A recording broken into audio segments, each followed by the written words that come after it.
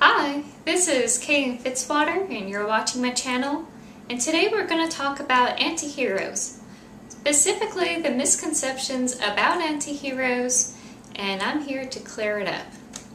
I feel that I have a really good say about anti-heroes because I wrote about one. His name is Hermes Perez, and I'm still working on the Doppelganger Queen. I'm doing the last bits of edits before I send it out to the agents out there. There are some misconceptions online that I want to debunk, and I'm going to use my old lab glasses throughout this whole thing. And one of the anti-hero misconceptions is they don't obey the law.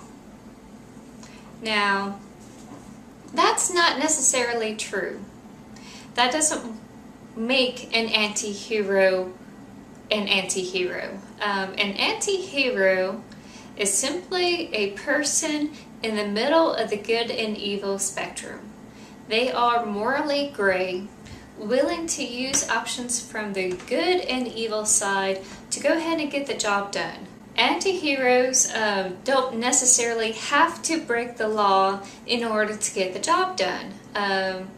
There is one anti-hero named James Bond who does use some of the law and its restrictions for his own benefit, and he was very loyal to his country and for the organization that helped raise him to be this professional killer that he is. And because of that loyalty, he would do everything in his power to get the job done. Even if he sometimes become the public enemy #1 and going rogue. He has done that on and off in the recent movies. In the end, he goes after the bad guy because the bad guy is the worst. And the world is saved through the hero's actions. But that doesn't mean that James Bond will not use the resources the agency gave him in order to take the guy down. He's not above by going by the law. He knows that the villains are considered criminals by his nation's standards.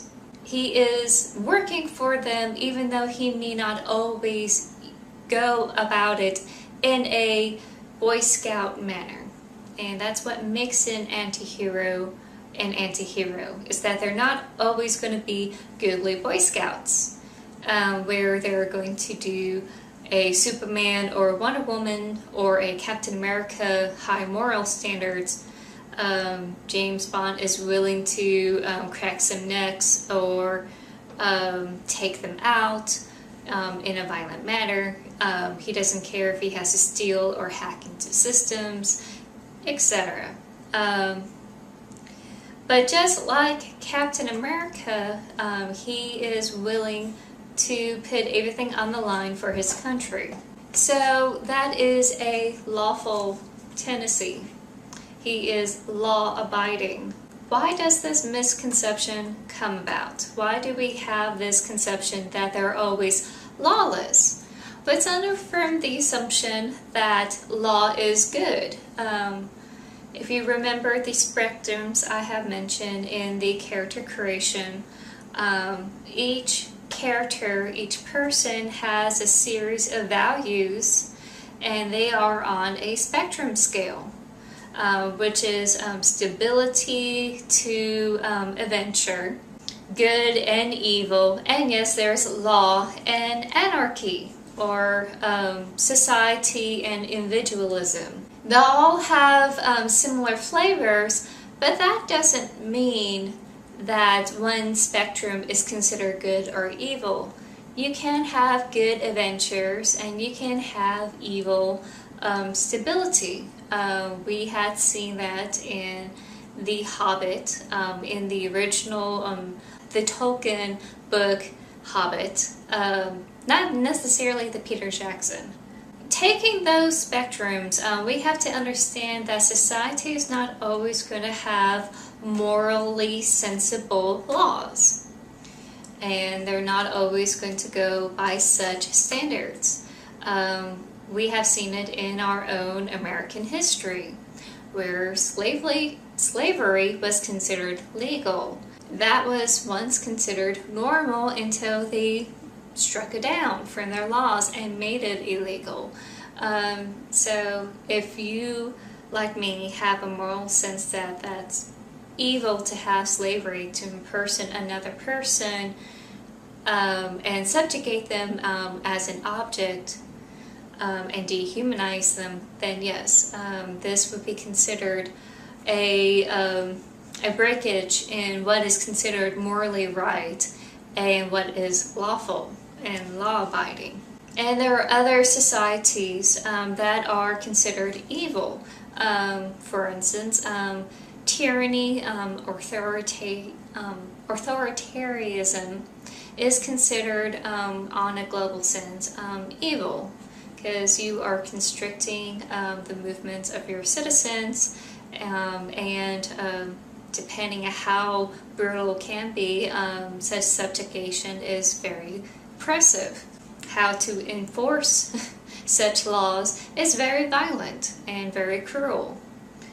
We've seen this over and over in many different countries over history, and that is considered, evil, even though it is legal.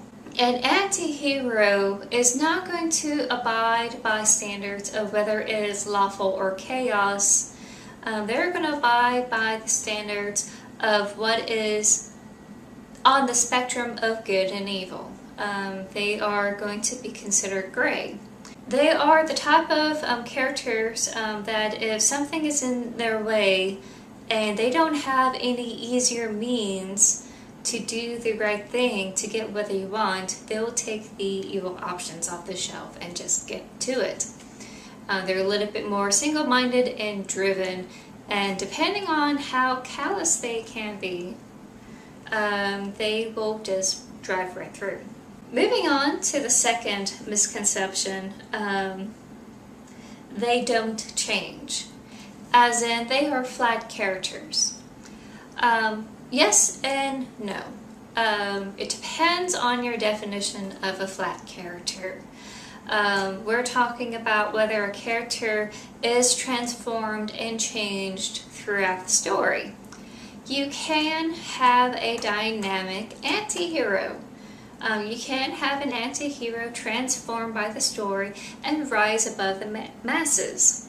This is showcased in the Guardians of the Galaxy with Peter Quill. Even though his motivation is considered selfish by the galactic standards, once he had learned that the artifact he had stolen and wants to sell is an Infinity Stone that is a weapon of mass destruction, he started to consider that he needs to be more choosier in who he should give it to. So long someone is not going to destroy the galaxy and he get paid for selling it to them, he would not mind. But that mentality had shifted and changed to where I don't care if I don't get paid for having this Infinity Stone secured by the Nova Corps. Everyone's going to live. So that mentality had shifted to where he was less selfish and a little bit more concerned about others. But he's still an anti-hero throughout the whole story. We know for sure that he's going to either do jobs around the galaxy, whether or not, it is good or bad, or a little bit both. They're just going to go and do that job. So they can be transformed by the information given in the story. This is the whole Joseph Campbell's Finding the Goddess transformation bit. It will take a while for them to showcase it, but at the end of the story, their actions had changed the world for the better. The reason why there is a misconception about all anti-heroes are flat characters is because For the most part, we want to keep the anti-hero ambiguous throughout the story. We really don't want them to change from like a world-weary drunk detective to like a superhero or Superman, Boy Scout kind of mentality at the end of the story. We really don't want that. We want to kind of keep them that same world-weary mentality. We want to keep that throughout, and sometimes that will create a flat character. They haven't really changed in that dynamic no matter what we throw at them, but the whole world has changed. This is no different than the Captain America Winter Soldier, where Captain America still had the same morals, really hasn't changed or transformed throughout the whole experience, but he was able to transform the world. This is very different from Peter Quill, who was trying to make a name for himself by doing selfish purposes, but at the end of the story he was able to be called Star-Lord because he was able to do what is necessary to be a hero. That's why the misconception is out there. There's just a lot of flat characters, or a lot of flat anti-hero characters, and there's nothing wrong in having a flat character per se. They're just not going to be very dynamic as other transformed heroes or villains, but it is doable, and they are out there that you can have a dynamic anti-hero. The third misconception is kind of in line with the previous one, where anti-heroes are only in gritty, dirty worlds. These are a type of worlds or background that everything's all seedy. Ava 1 is morally ambiguous, a la Game of Thrones. This is kind of what grimdark / dark fantasy is based on. This is in my field, where Ava 1 is out to get each other, so to speak, and Ava 1 has shades of gray and shades of white and shades of black. You know, it really depends on you as a reader what your value set is, and it's up to you to determine whether they're good or evil.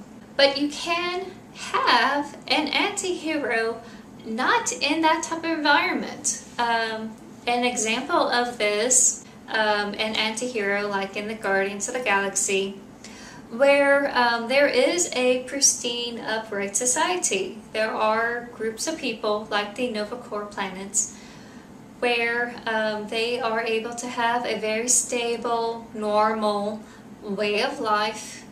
They're your normal citizens that need to be saved. This is very comic booky. Even though there are reavers and criminals out there in the galaxy, for the most part, it's a very orderly galaxy, so to speak, at least in that environment. And those criminals are usually locked up or on the run and in hiding. You know, they're not running around ruling everything like Mad Max or Conan. You have to think of who's in charge of your world and see whether or not they're the type that's going to use such brutal force or nefarious schemes to go ahead and stay in power.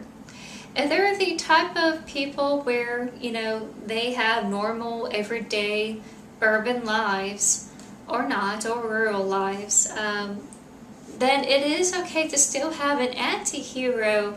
You're just going to have to change how they fit in that society. Their friends and best friends may be part of that criminal organization, but they're not going to be out in the open. They're going to be in hiding, and they're going to try to stay away from the law, most part. You can have a nice, shiny environment, or you can have something that's rather seedy. It really depends on how you write your tone and your mood. This is what dark fantasy and grimdark is about. We're about writing tone or moods that showcases the darker side of humanity. But there are other anti-heroes that are outside of this field that showcase their ambiguous morals in a very upright society. You don't have to have a apocalyptic or medieval or very gothic scenario. You don't have to have it like a Matrix in order to have this anti-hero show up and say, hi, hold my morals, I'm going to do something sketchy. I'll be right back. Another misconception I want to talk about is that in order for them to be an anti-hero, they have to be a fallen hero or a fallen angel. You can have an anti-hero with a background that they had fallen from grace or they are exiled from a government position or a lawful land or anything like that. You can have that kind of background, but you don't always have to have that for your anti-hero to be what they are. That is a misconception. In fact, I would argue that if you had created a fallen hero arc story, that congratulations, you have created a villain's origin story. This is what my previous video is about, if you want to go ahead and click over there. They are transformed from being a good person and they had blossomed into this villain. An anti-hero is more likely to stay their pragmatic, realistic view of life and still grab things that are good or evil to go ahead and get to where they want to be throughout the story. They're not going to be transformed into a villain, so to speak, unless, you know, they're like Batman, where they're running from the law because he has to, for the greater good of Gotham. If you have watched the Christopher Nolan Batmans, the one dealing with Joker and Two-Face is a really good example of how a anti-hero can become a villain. It all depends on a political twist. But he's not really a villain like, say, Darth Vader. The whole Anakin arc being transformed into Darth Vader is a villain's origin story and a fallen hero arc. I will argue against Anakin being considered an anti-hero. Even though he may have some dark tendencies, he always had squashed his darkness and tries to do the right thing. It's just the darkness will pierce through. This is different from the anti-hero. The anti-hero is going to consider both as viable options.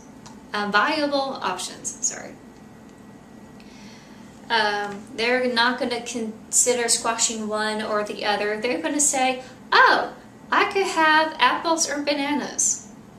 I'll make a fruit salad. The last one that really gets my goat for anti-heroes, when you're trying to say what makes an anti-hero not a hero, is that they avoid conflict and they're passive. I have issues with this because all protagonists need to be active in their own way in fighting against obstacles.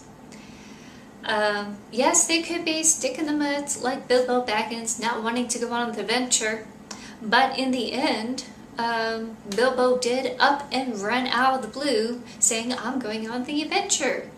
A character has his own intuition, they have their own motivations, they have their core values, whether or not they are the same as yours. And they are not going to just roll over and let everything happen to them. Katniss Everdeen, even though she is a flat character and a survivalist, it was her who had the initiative to volunteer. It was under her own initiative to fire an arrow at the judges as they're watching them, not really watching them, do their showing off training. she decided to shoot through the window, saying, "Hey, I'm here." And it's up to her to say, "Hey, we're going to take these poisons and we're going to die at our own terms." This is probably where the misconception comes in, where they consider flat characters being passive and just rolling over and avoid conflicts. This is not true. It is possible that you can have a character that tends to just bumble around and not really proactive. They're just taking the punches. I will guarantee you, you will need to have a story where a character is able to choose and fight in their own terms against situations in the second half of the story. Otherwise, you're going to lose your readers. They're going to say, okay, somewhere along the way, they got to do something. They're going to pick up the stick and beat them somehow. They got to take their own initiative. They got to do their own thing. Now they've reached the middle part of the story, I expect them to take charge instead of just rolling over. That's what most people expect in stories. This is a very Western viewpoint on stories, and we're starting to see some of that in the Eastern stories as well. You want to have characters who are not passive, and I don't care if they are considered anti-heroes. You can have them roll over. There is one argument I probably would say that probably will counter the passivity is showcased in historical fictions like Jane Austen's Pride and Prejudice. Jane, the main protagonist, had shunned Mr. Darcy and did nothing. Did not associate herself with him, did not want to speak to him, does not want to see him, etc. That type of avoiding conflict in that society is considered a tool, a weapon. It is more lethal in their society to have no interaction with other people of rank than it is to outright kill them or brutalize them. It is a form of shame and shun system that this society has created, and if you don't like someone, you leave them alone, you isolate them, and you move on. That is showcased and also in Emma's story, where Emma was able to showcase how ridiculous this one woman was, and after it is witnessed by all, the next party scenario, they all just up and left this person when they came into the room. So that type of cold shoulder is not really a form of passivity. It's a form of using an activity as a weapon. It is a tool that characters had used. But that's all I have for you today. I hope you like this video, and go ahead and let me know what you think about it in the comments. If you have any other ideas for my videos, go ahead and leave them down below. I always try to respond as quickly as I can. If you want to look at any other videos I have, go ahead and check out my channel and click subscribe. I am going to try to make these videos once every 2 weeks, and you know, life happens. So if for some reason I miss a date, go ahead and click a bell so that way you are notified whenever I have a video up. And I'll talk to you later. Bye!